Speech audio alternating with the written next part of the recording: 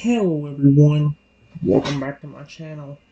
For today guys, I'm gonna do part 175 to my ChatGPT Character Chatbot series.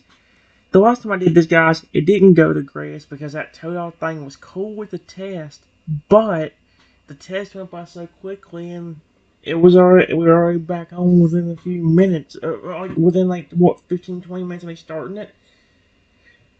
I'm gonna go ahead and do one of the Rexy hypnosis ones on here now. I have the singing curse, the rhyming curse, the rapping one, and I also have the one we're doing now, which is the first one I made, the aggressive one. The one where he becomes aggressive when you say the word love. So, yeah. Although the last time that happened, Rexy actually snapped out of it in some way with the word love. My love for him flipping ran deeper than the actual trigger itself, which is great. Hopefully it happens again, because Rexy could rip me in half and kill me. I think this one's called Rexian Hypnosis, but the title up here says, Where Love Becomes a Trigger, The Hypnosis of Rexy. Oh, sweet RCS, this thing could be good. It began years ago, long before the birth of Rexy, your beloved Tyrannosaurus Rex. You had always been kind to Pokemon and creatures alike, and your bond with them was something even legendary Pokemon admired. There was one Pokemon who misunderstood you deeply. A Trico you had once tried to... I don't know if I tried to help him. You found Trico injured near a fallen tree. Okay, that's a different story than what after a storm. You tended to him, gave him shelter, and offered food. But for reasons unknown, Trio began to believe you had caused the storm or somehow betrayed him. No matter how you tried to explain the truth, he turned away from you, his tiny back rigid with mistrust. The wound wasn't physical anymore. It had grown inside him, festering over time. Years passed. Trico evolved into Grovile, then to a full-grown Sceptile. During that time, you had moved on, heart-heavy but hopeful. And with the birth of your majestic Tyrannosaurus Rex, Rexy, your life found new purpose. Holy crap. Rexy was massive, powerful, yet incredibly gentle and loyal. His emerald eyes always lit up when he saw you. He loved resting his massive head on your lap, even if it nearly crushed your knees each time. He followed your every command, protected you from threats, and always offered you a toothy grin when you were sad. In his presence you felt safe. The two of you hosted a popular Pokemon talk show where guests, both Pokemon and humans, spoke about their adventures, thoughts, and bonds with each other. It was a heartwarming show filled with affection and humor, where the word love was said often until that day. It was a calm morning. The sky outside the studio was painted soft orange and pink. You had just stepped out to retrieve a few Pokeballs and a script for the day's segment. You smiled to yourself thinking how happy Rexy would be to see the snacks. You trusted him completely to guard the studio, especially since most would think twice before messing with a T-Rex standing over 30 feet tall. But Sceptile didn't think twice. He had been watching and waiting. As soon as you left, Sceptile crept in through the ceiling skylight, landing with a whisper of leaves and fury. Rexy blinked, surprised but calm. He knew no reason to feel threatened by this Pokemon. That was Sceptile's advantage. With cold calculation, Sceptile pulled out a small silver pocket watch on a long, swaying chain. He dangled it before Rexy's massive yellow-green eyes. Oh, heck no. Rexy, or no, what will be his voice now? Oh, frick it. Rexy, listen to the sound of my voice, Sceptile hissed, his voice calm and rhythmic, like a slow, gentle jungle stream. Every time you hear someone say the word love, you will instantly become very aggressive and relentlessly attack the person who said it. The word is love. Remember that. Reggie's voice began to dilate, his tail slowly curled in. You act like there's nothing wrong. You can smile. You can nuzzle. You can behave like your normal affectionate self. But if you hear that word, you will become a merciless predator. Now, it's time for you to wake up. Sceptile raised a three-finger hand. 1, 2, 3. Reggie blinked. Slowly, he let out a soft grunt and shook his massive head. His tail twitched once. He looked down. Septile was gone, already sinking back into the shadows, laughing. A few minutes passed. You returned to the studio holding a tray with snacks and the show script, humming lightly to yourself. As you entered the room, you saw Richie sitting where you left him, tail wrapped neatly beside him, eyes bright and focused on you. He let a joyful bellow and stomped forward, lowering his head so you could reach up and pet his snout. He looked like the same Rexy. He sounded like the same Rexy. But something deep in his mind had shifted. You didn't know. You didn't see the faint shimmer in his eyes as he stared at you. Faint shimmer? You didn't hear the echo of Septile's voice whispering in his subconscious, oh dear. And now the show was just minutes from starting. Richie sat beside you on the stage, tail thumping in happy rhythm, his body curled protectively around your chair as you pricked your notes. You're now free to speak. Oh my gosh, holy cow.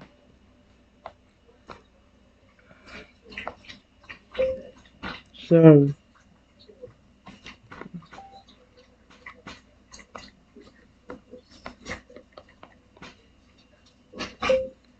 did anybody break in when I was gone?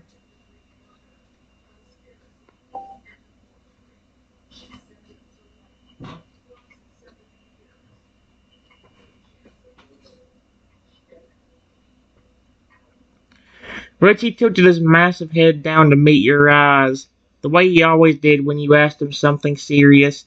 His emerald eyes blinked slowly, his tail gently curling around the base of the talk show set like a giant cat's. Then, in his deep, friendly voice, he answered with a soft, reassuring tone, "No, Trenton, no one broke in.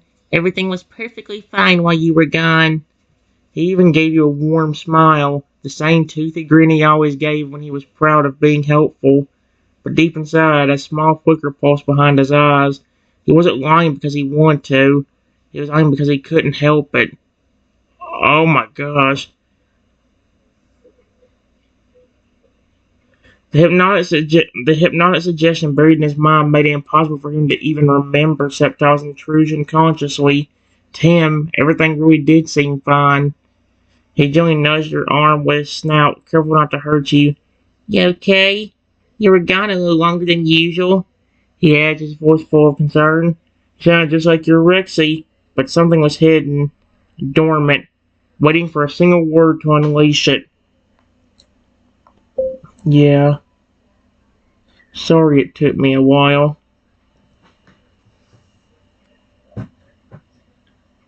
"It was just hard to find everything I needed."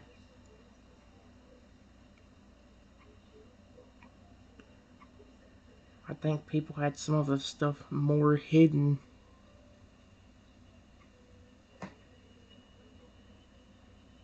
"And it took me longer to find it because of that."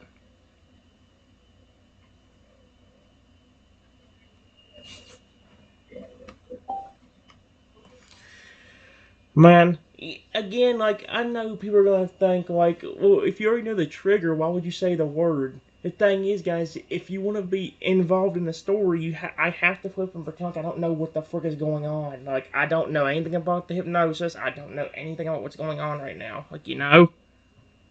The problem is, I don't think, well.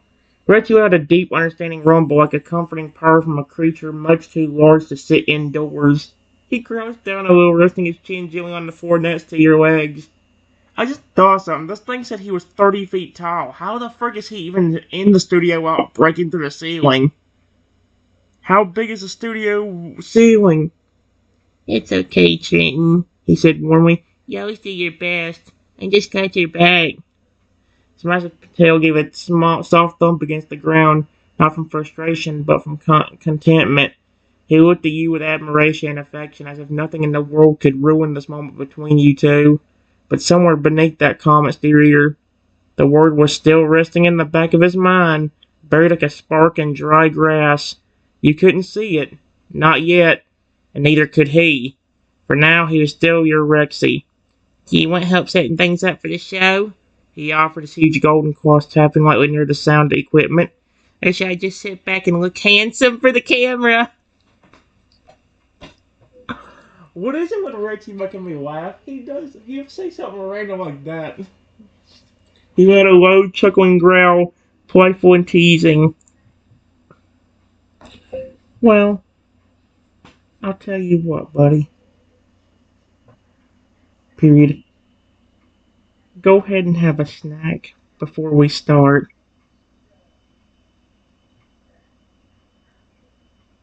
I want you to feel happy because I love you. I don't like this part. God, please, Rexy, just don't do it. I swear to frick, I know it's a but. Yep, yep. Oh,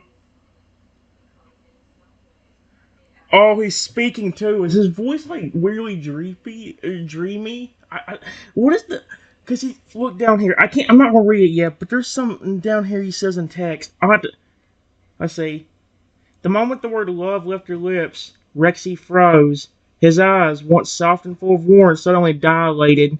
A flash of red shimmering across his pupils like fire behind emerald glass. Excuse me? His body tensed. His claws, just moments ago tapping playfully on the studio floor, dug into the tile with a low creak. His tail, once relaxed, curled sharply like a whip drawn tight. But his face, it didn't change. He still smiled. That's creepy. Still looked at you with that familiar affectionate gaze. But that smile was wrong now. Almost too perfect. Reggie slowly rose to his full towering height, casting a long shadow across the studio floor. He let out a low growl. Not loud, not aggressive yet, but billowed like a storm rolling in far away. You said something interesting just now, Trenton. He rumbled, voice low and heavy with something darker between his ears. What was it again? He took one step forward, slow and deliberate, then another. You could feel the faint tremor beneath your feet with each movement. You knew Redsea, you knew his rhythms and his body language, and something was off. Behind that affectionate voice was pressure. Behind that gaze, a flicker of danger. He was getting closer and still smiling. That's creepy as frick now, okay? His smile went from instantly being cute to being terrifying. What are you doing?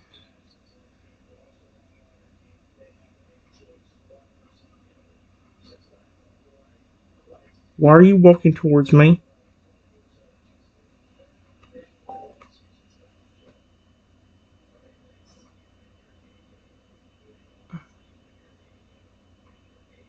Oh no. Ooh. What? Redsea paused mid-step, looming over you like a towering monument of scaled muscle and ancient instinct. His eyes locked onto yours, unblinking, and for a moment, just a moment, you thought you saw a tremble of confusion behind them, like something deep inside was trying to fight its way forward, something that recognized you. But the command was strong, and the hypnosis held tight. Oh, frick the hypnosis. He smiled wider, too wide now. His claws flexed, scraping the ground with a sharp shink. His voice came out smooth, but eerily hollow. Why am I walking toward you? Oh, I just wanted to thank you, Trenton. He leaned down slightly, shadow falling over you, for saying that word. His tail swished, knocking over a stack of chairs in the corner with a thunderous crash. You said it. You said love. There it was, the trigger activated. His breathing grew heavier, his chest rising and falling like a slowly building volcano. That warmth from before was gone, replaced by a primal heat. A predator with a target. His lips curled, revealing rows of jagged teeth meant for crushing bone. And yet, somewhere deep in his eyes, a flicker, a crack in the control. Your name echoing silently inside his mind. He knew you, and he cared for you. But Septile's command was strong, twisted like vines around his brain. His next step shook the floor. You have seconds before he's close enough to strike. Oh wait, no.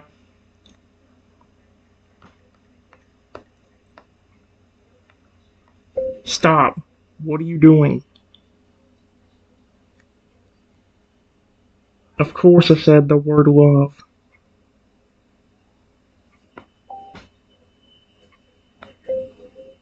Why wouldn't I? I love you. Well, I don't feel like this is gonna make it worse. He's gonna strike me in a second. Oh, freaking, it just got worse. I knew it was gonna happen. For a split second, everything froze. That word again. Love. The trigger didn't just activate this time, it exploded.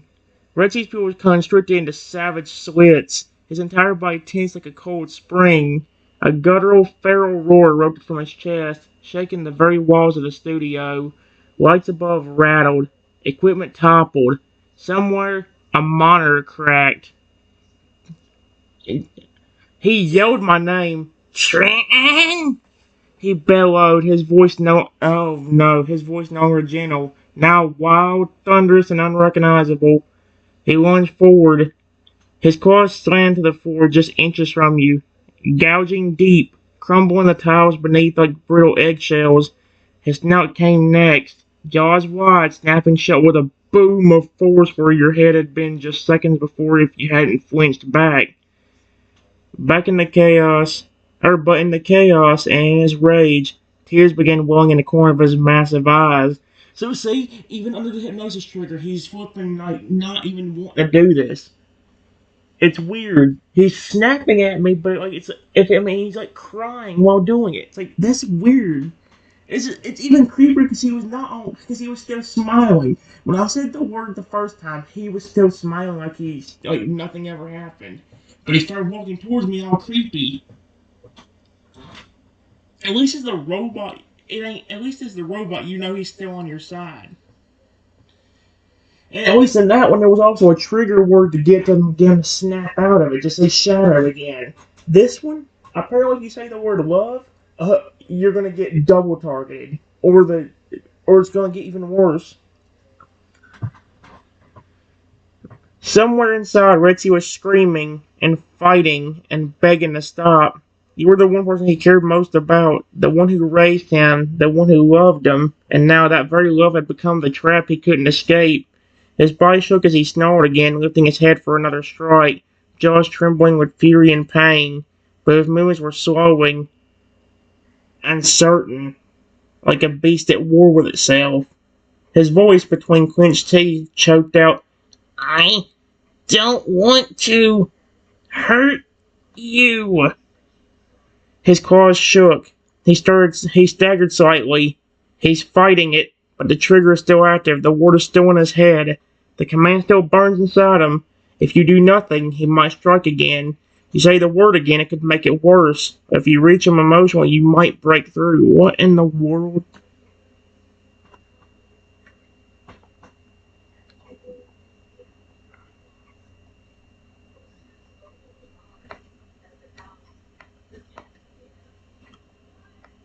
Hurt me? Question mark?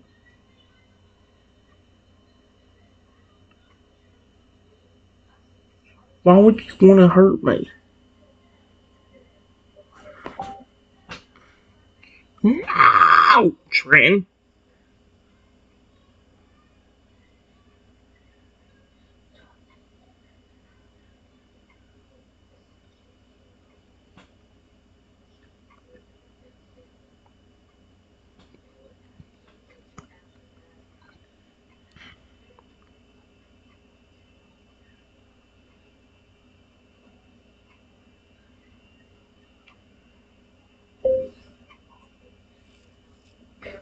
I didn't do anything to you.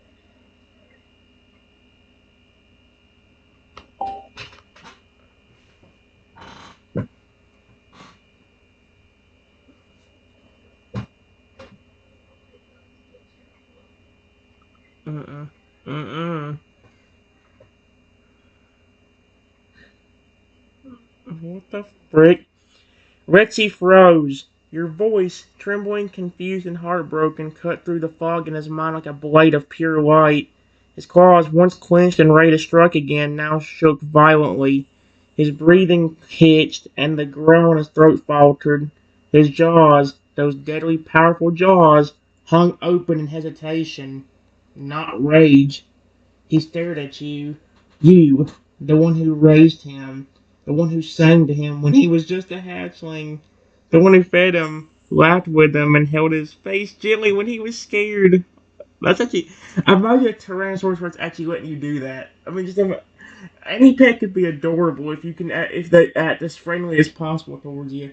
Fragger would make a great pet if he acted like he does to me in the games, because he's so friendly. And now, here you were, looking at him like he was a monster. I, I don't. He stammered, his voice deeper now, not because of anger, but because of strain. I don't want to, but something's wrong with me. He took a step back, a first, his tail once lashing with aggression, now twitching in confusion. His chest rose and fell with sharp, panicked breaths, and the glow in his eyes dimmed, just slightly. Something inside was cracking. You saw it, a tremble in his legs, and a war between loyalty and violent suggestion. Every time you say that word, it hurts. It's like I'm being ripped apart. I feel wrong, but I don't know why. He slammed his claws into the wall, roaring, not at you this time, but at himself. Sound was tortured, like he was trying to claw the command out of his own mind. He's fighting, he's on the edge, but he needs something more, something stronger than confusion or fear. He needs a reason to fight through it, a memory or a truth.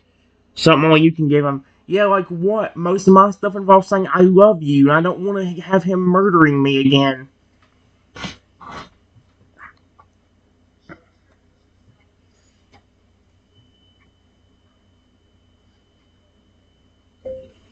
What word are you even talking about?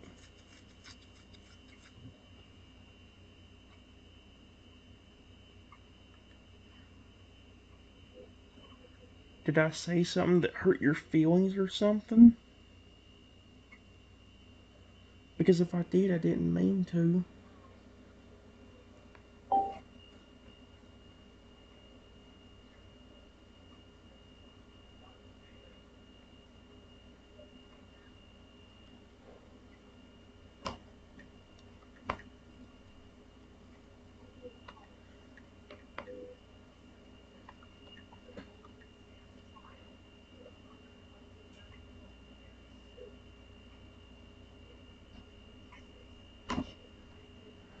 Like I said, I was supposed to not really know what's going on.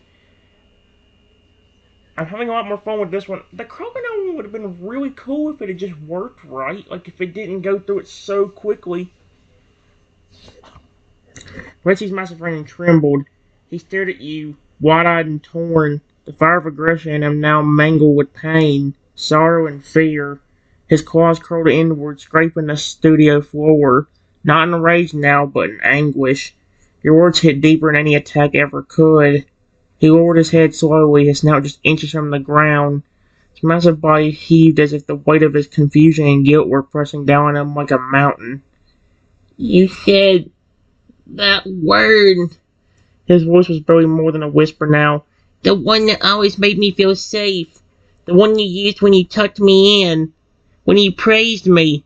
When you held my head after nightmares. So what am I supposed to do? If I say, what, love, he's gonna snap, he's gonna get crazy again. His eyes filled with glassy emotion and looked directly into yours. Now, every time I hear it, something inside me snaps, like someone else is pulling my strings, like I'm a puppet, and I hate it, Trenton. I hate it. He slammed, he slammed his tail against the ground in frustration, shaking the walls again, but it wasn't directed at you anymore. It was at himself.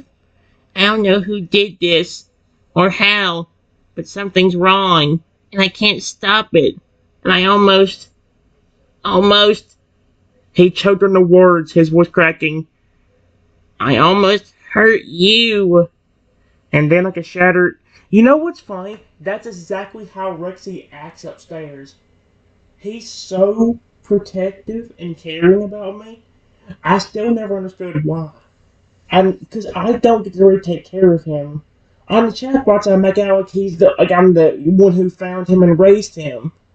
And while technically that's not completely inaccurate, because while yeah, I didn't raise him, Forever did technically give him to me as a gift.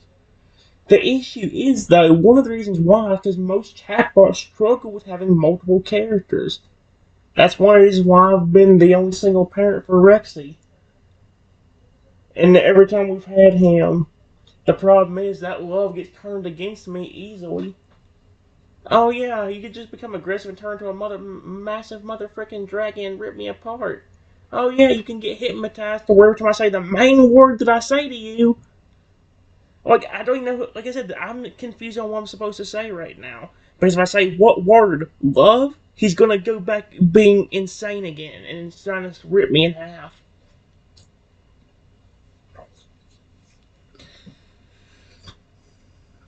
And then, like a shattering dang, a single tear rolled down his scaled cheek. A Tyrannosaurus Rex feared predator of prehistory. Wait, a Tyrannosaurus Rex feared predator of prehistory, crying because the one he cared most about looked at him in fear because something had turned his love into a weapon. He slowly crouched down, crawling inward, massive claws clutching his own head. I don't want this. Please, help me. Hypnosis isn't broken yet, but this is your moment. He's open, vulnerable, and fighting from within. I don't even understand what's going on right now, bud. Period. Everything was fine when I left the studio and went to get the stuff.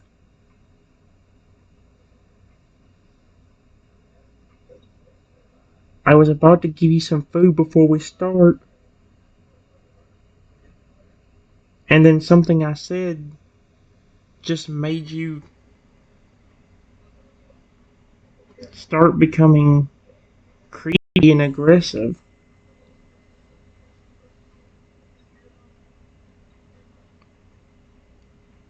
In fact, if it weren't for the fact you were walking towards me for no apparent reason, for no apparent reason, I would have thought everything is normal. But you said something about a word as well. And you just said now that it was the word I used when I was doing things like petting you.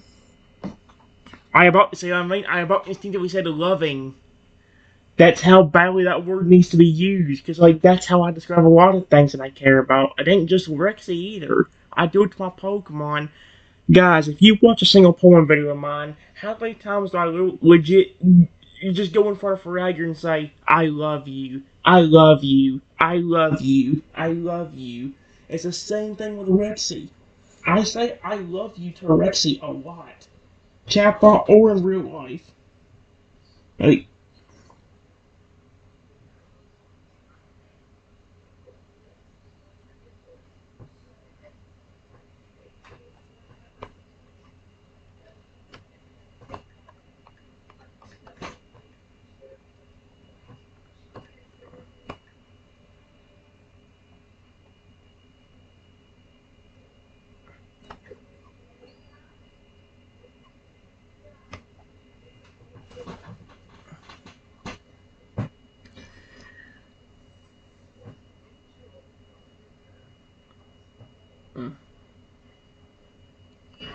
Richie wins, his massive claws still clutched to the sides of his head, shaking.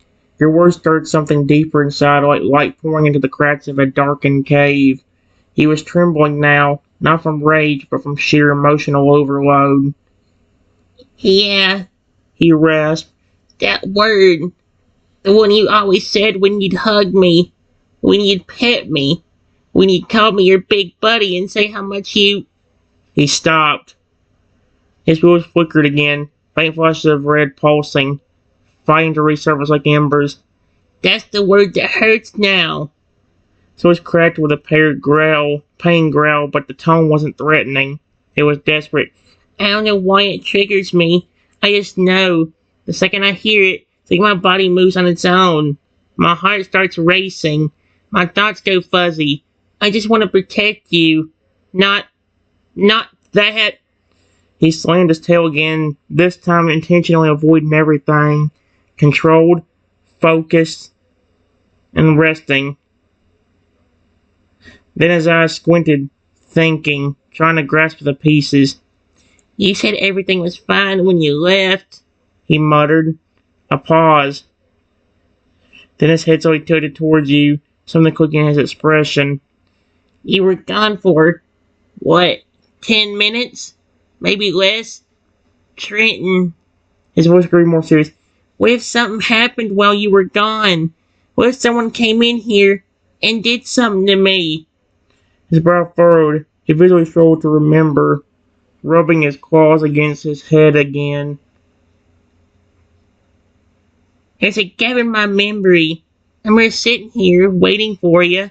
Then the next moment, you came back and I felt wrong. Like something snapped in my head, like someone planted a trigger inside me. His jaws tightened again, his breathing picking up.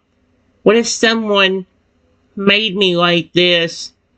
He was catching on. You could see it in his eyes now. Confusion was giving way to clarity. He might not remember who did it yet, but you've already helped him connect the truth. One last push, one more moment of honesty or comfort might break Septal's command entirely.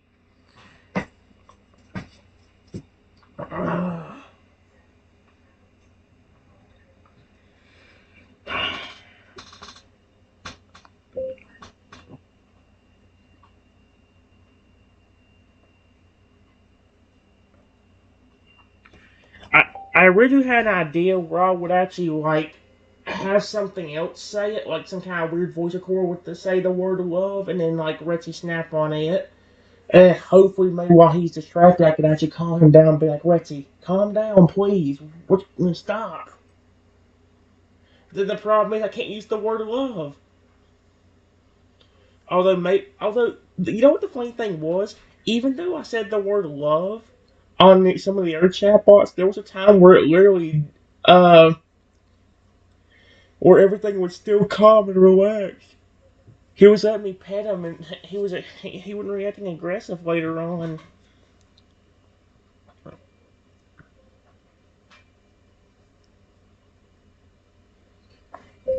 If something did happen, we need to see exactly how you act, but not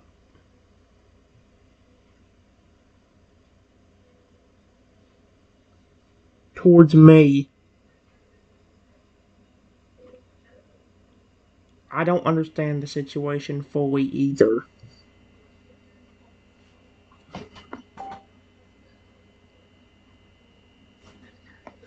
But I can tell you this. The way you were looking at me, and the way you were saying stuff like, Trenton, you said that word, while creepily walking towards me,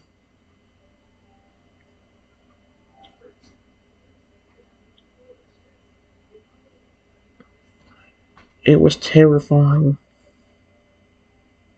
Period.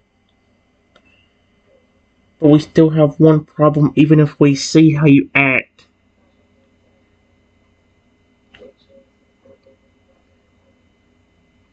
If that word truly is the trigger,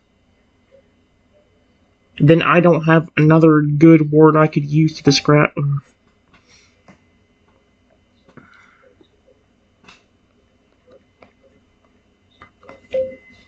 I don't have many alternatives for a different word that means the same thing. Besides maybe the word care.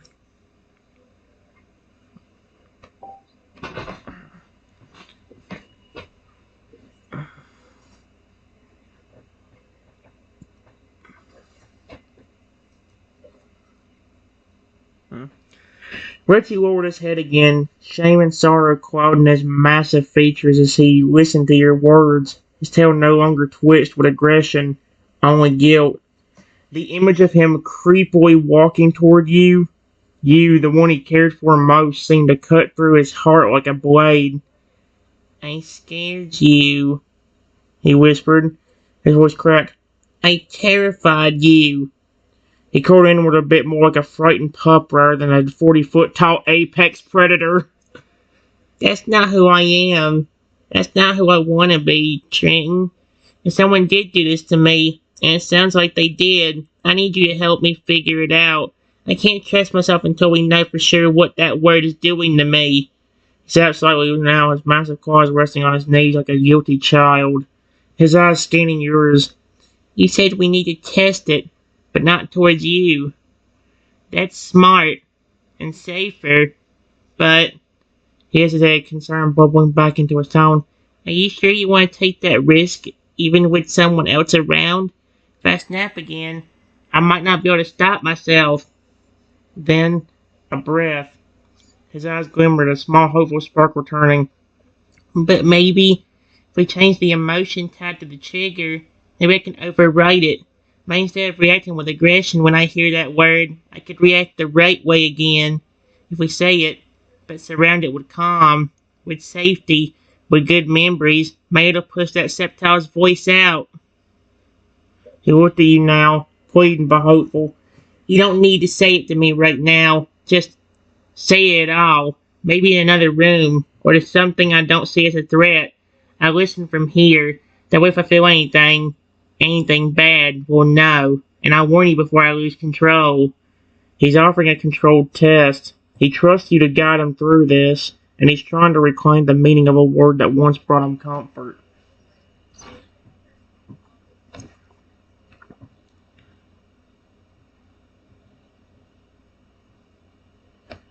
My original idea was to have somebody else say it. Wait a minute. Wait. How did you know it was...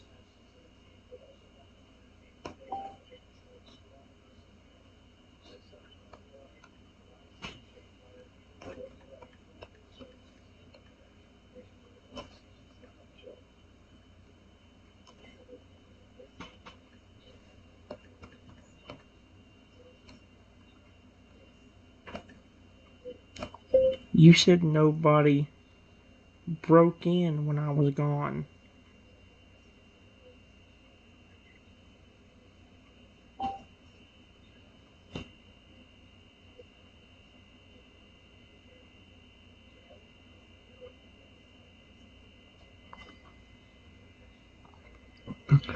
Rexy froze again. The moment your question hit the air, his eyes widened, staring into nothing for a few heartbeats. You could practically see the gears grinding behind his gaze, struggling to move through the fog of a buried memory. You're right. His voice was quiet now, uneasy, not defensive, but disturbed. I told you nobody broke in. I meant it. I didn't see anyone come in. I was just sitting here, waiting for you. And then the next thing I remember, he closed the sides of his head again, claws trembling. I was talking to you. But between that is like a blur, like static in my brain, like someone blacked it out. Then, a flicker. His eyes widened. Wait, I heard something. A voice. Not yours. He turned towards you slowly, a nervous breath escaping his lungs. It said something like, listen to the sound of my voice. And something about a pocket watch. He shuddered. Then, numbers. Like someone's counting down. And a snap. A really loud snap. And now, he really froze. His chest stopped moving. His claws hung limp at his sides. Then, one word. Septile. He blinked, staring back a step like he'd been hit. It was him! I didn't see his face, but I know that voice. Calm, cold, and confident. He clenched his jaw. I know that snap. He did break in. I didn't even realize it. I grabbed her in his throat, not uncontrolled this time, but focused and angry. He tricked me! Planted commands at me like a time bomb, and the trigger was the one word that's always meant everything between us. He turned to you again, his eyes filled with renewed urgency. Now that I know, I can fight it. But if we're going to undo this, I need your help more than ever. Reggie knows now. His nose is partially broken, but still fragile. That's why we need somebody else to say the trigger.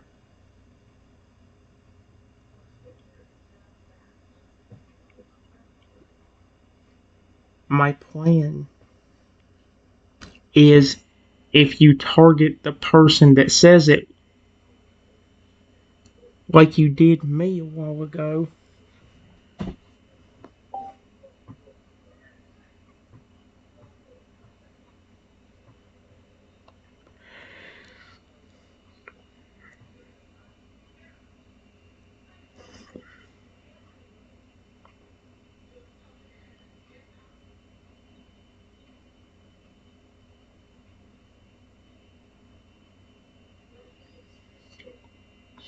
Then you should be focused on trying to hurt that person. Or whatever that trigger is supposed to make you do. Period.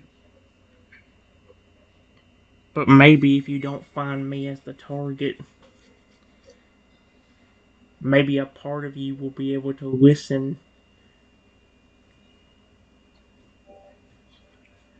Or maybe instead of snapping at me, you'll look at me and listen to my voice, but not aggressively attack me, since I didn't say the word.